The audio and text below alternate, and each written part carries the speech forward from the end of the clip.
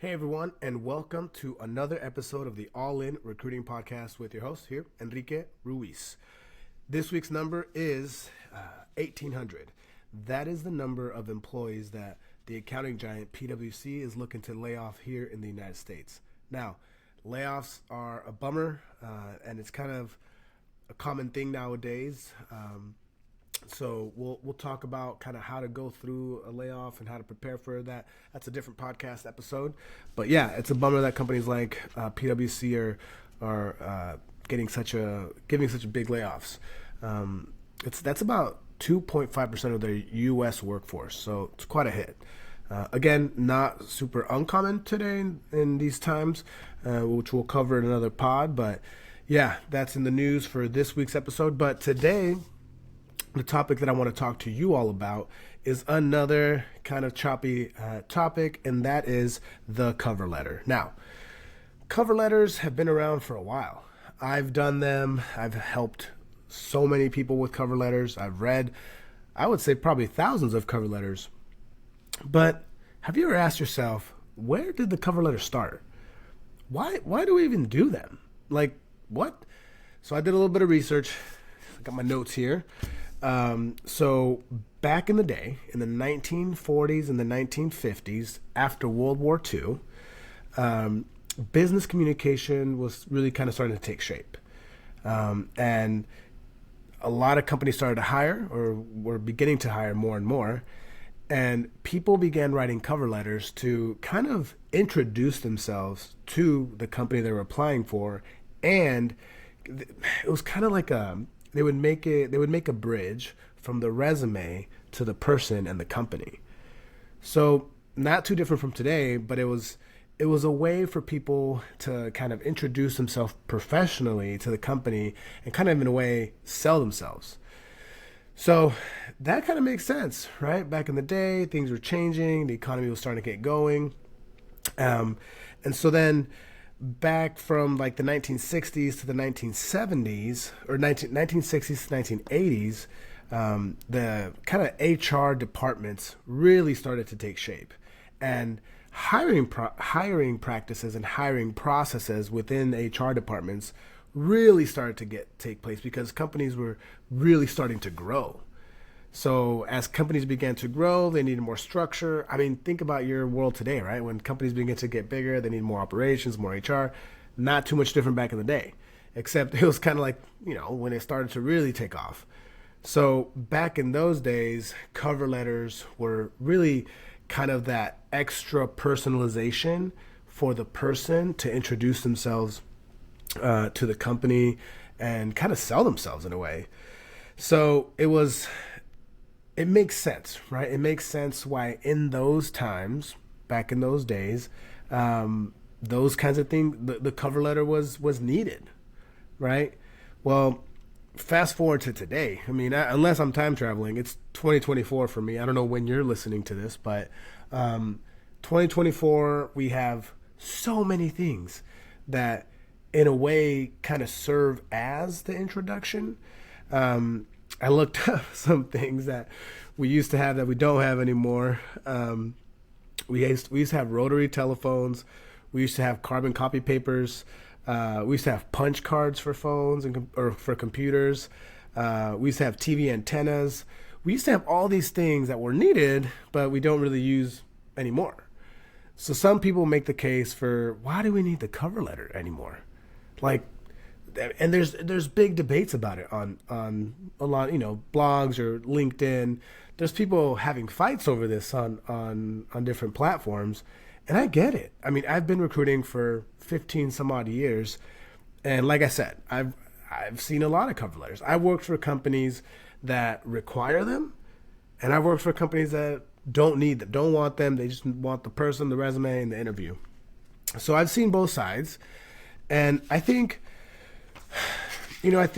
the big things about cover letters is like kind of how back in the day it was like a more of a warm introduction. It was like the person was reading the resume, then reading the cover letter, and kind of making the dots connect. Today, I think what happens a lot, and I don't mean to offend, but what happens to a lot of people is that they misunderstand how to use the cover letters, and when they misunderstand, they misuse the cover letters. I think, and with the the rise of AI, ChatGPT, the world. I mean, any employee or potential employee can go to ChatGPT and say, "Hey, here's the deal." I mean, there's websites about this. There's people that make money off of this kind of stuff. They say, "Hey, here's the company. Here's their values. Here's my thing," and bam, and then they submit that to the application tracking system, right? So there's a lot of quickness to it today, and a lot of employers are figuring out like, well, we asked for it, but we know that they're just using AI. So it's kind of not a win-win. It's kind of tough right now to know what is real and what is not. And the fact that a lot of people just get mad at companies. People won't apply to a job when they see that a cover letter is required. Even if it's a job that they really like, they're like, "Oh man, it's just another thing." So the roadblocks that are put in the way of a candidate for them to be able to apply, the cover letter sometimes is like the what is it? The camel's back straw, something. So what happens is a lot of cover letters become redundant to people or employers that are receiving them, and they're just uninspired. Can you imagine back in like the 1960s or whatever when someone wrote a cover letter saying how pumped up they were to work for this manufacturing company, blah, blah, blah. And then the owner, whoever reading it, was like, "Oh man, this person really wants it." And then they hired that person. Then that person worked it for 30 years, Today, things become redundant. Cover letters feel redundant because everybody's writing the same kind of thing. They're just uninspired. And I've seen cool stories about really creative people, like putting their resume on a cake and sending it to the company, or putting their resume on a shoe and sending it to the company. Super cool things that really set you apart. Now, those are few and far between, but really creative, right? I myself, I think I'm a little bit, in the past episode, I had a firm, I forget what it was, but what did we talk about last episode? Oh, the Green Banner. Yeah, I supported it. This, I think, because of the wide array of industries and jobs and professions, I think there are places and industries where a cover letter would be really good. Again, to kind of take it old school and make that personal connection to how you fit the company, and not being redundant with your resume. The thing that's hard as a recruiter is to feel like you're just reading the resume again. Like, okay, I got it. I read your I read your resume. You got the skills, and then you just put the same kind of stuff in your cover letter. So the redundance is kind of annoying, kind of like, So I think depending on the industry, and I would love to know from you all in the comments or wherever you're seeing this video or listening to this, I would love to know, like, what industries do you think would be good for the cover letter, and what industries shouldn't? I've worked in industries where you did not even need to even speak English to do the job. So why would we need a cover letter for that, right? That makes sense.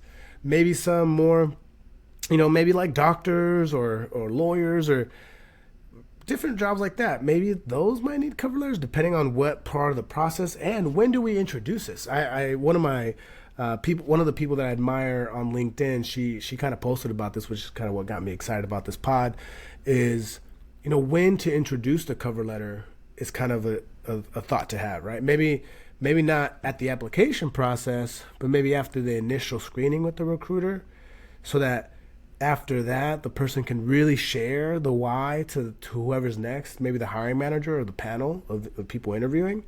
So I think that's another interesting concept, another interesting way to think about the potential of the resume 2.0, or how we do it today. Because back in the 1960s, again, it makes sense why it was needed, because industries were growing.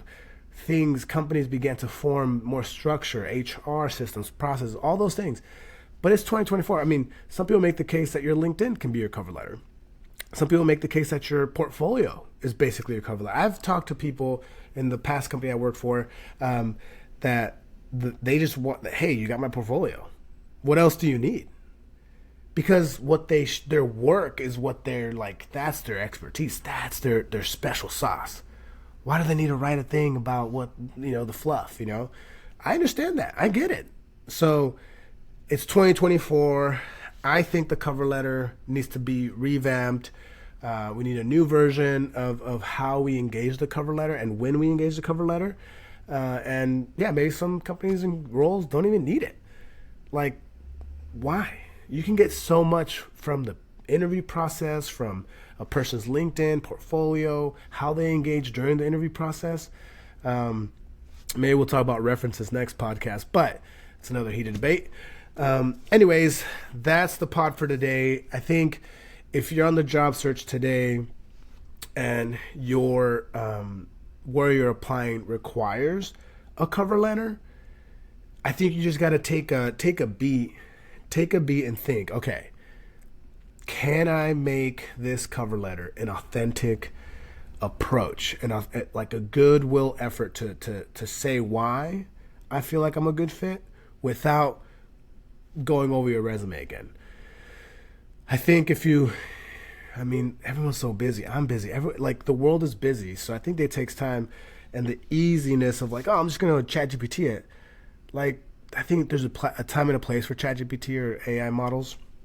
I think you have to really ask yourself, like, do I really want to invest in this job application?